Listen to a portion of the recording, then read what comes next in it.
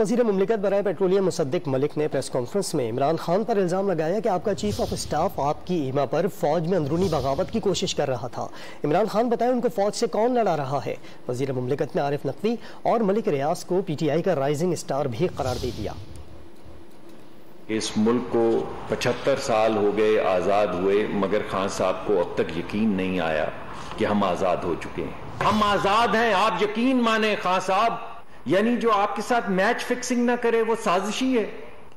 एक आरिफ नकवी साहब ऐसे हैं जो राइजिंग स्टार थे, और ये आरिफ नकवी साहब पता है कौन है? इस वक्त दुनिया में होने वाले सबसे बड़े जो मुआशी क्राइम्स हुए हैं, जो मनी लॉन्ड्रिंग के कारोबार हुए हैं, उसके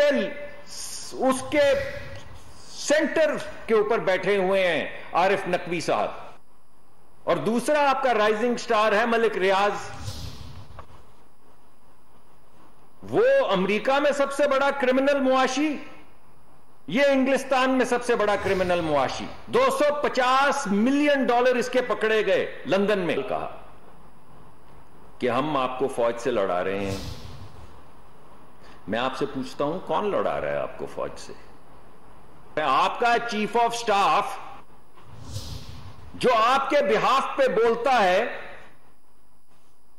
वो जाके उकसाए फौज को बगावत पे, वो जाके फौजियों को कहे कि अपने जो अफसरान हैं उनकी बात ना मानो। किसकी मानो?